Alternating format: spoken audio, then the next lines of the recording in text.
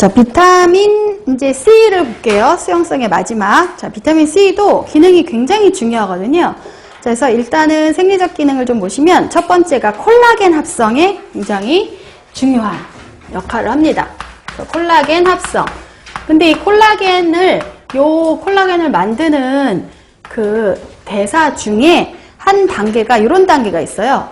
프롤린과 리신의 수산화 반응이라는 단계가 있는데 요렇게 표현이 되어서 보기 문장이 나오면 아, 이게 콜라겐 합성 반응을 얘기하는 거구나 라고 이해하시면 돼요.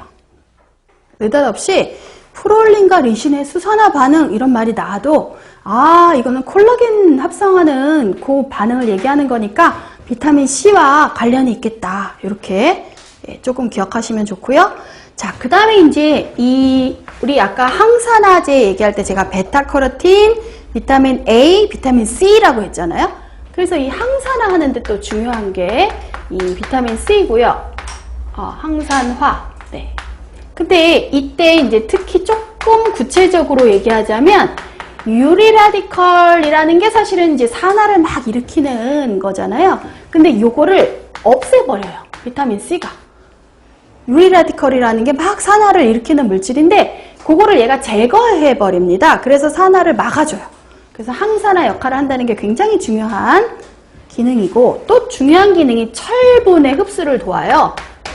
어떻게 돕느냐? 우리가 철분이 사실은 형태가 여러 형태가 있는데 이렇게 삼가 죄송합니다. 삼가 이렇게 3+ 이온을 가진 형태가 있고요. 요게 이제 산화형의 철이라고 우리가 보통 얘기해요.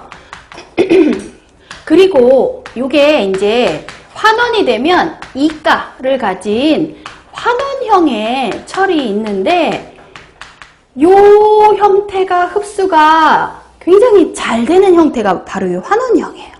철은 요 형태는 흡수가 잘 안 돼요. 요 형태가 흡수가 잘 되는데 그러면 흡수가 잘 되는 요 형태로 바꿔줘야지 우리 몸에서 흡수가 잘 될 거 아니에요? 이렇게 흡수가 잘 되는 환원형으로 환원시켜주는 게 바로 비타민 C예요.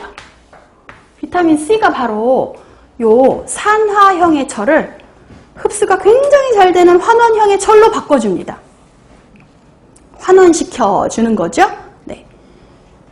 자, 그래서 우리가 철분의 흡수를 돕는다라고 얘기하는 거예요. 비타민 C 굉장히 중요한 기능이고 그 외에도 방향족 아미노산의 대사나 또는 카르니틴 생합성 같은 데 관여를 하고요. 여기 교재에 나온 것처럼 그거 말고도 부신수질 호르몬 합성에도 관여하고요. 예. 부신수질 호르몬. 그래서 보통 우리가 에피네프린, 노르에피네프린 이렇게 말하는 효소가 바로 부신수질 호르몬이에요. 에피네프린, 노르에피네프린 이렇게 하는 게 부신수질 호르몬인데 이런 거에 합성에도 관여해요. 그 합성 대사에. 그리고 이제 티록신에도 관여는 합니다. 근데 요거는 조금 요 티록신 갑상선 호르몬 요거는 이제 요거 합성에도 관여. 그리고 또 중요한 게 이제 비타민 C 하면 빠질 수 없는 게 면역이죠. 면역. 우리가 감기 걸릴 때 비타민 C 많이 먹어 이런 얘기 흔히 많이 하잖아요. 그죠? 면역 기능을 얘가 또 좋게 하는 기능이 있기 때문에 예, 면역하고 관련이 있는 게 비타민 C이기 때문에 그렇게 또 얘기를 할 수 있는 거예요.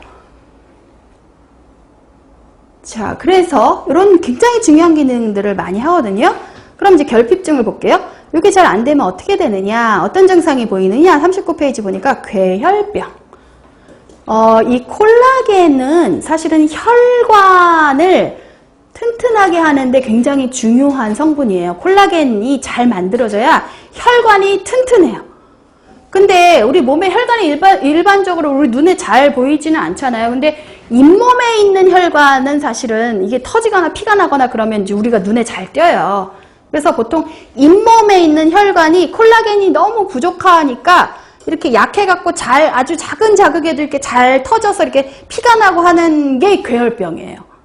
그러니까 이 괴혈병은 사실은 잇몸에서 피가 나는 건데 쉽게 얘기하면 콜라겐이 제대로 안 만들어지니까 혈관이 약해서 잘 터지는 거예요. 그게 괴혈병이에요. 잇몸에 있는 혈관이 잘 터지는 거. 콜라겐이 잘 안 만들어져서 그런 거예요. 그래서 대표적인 게 괴혈병이에요. 비타민C 결핍증, 그리고 이제 쇠약이라든지 상처 회복도 잘 안 되고, 그리고 면역 손상. 아까 면역 기능 한다고 그랬으니까. 그리고 이제 얘는 주로 과일이나 채소에 많이 있어요.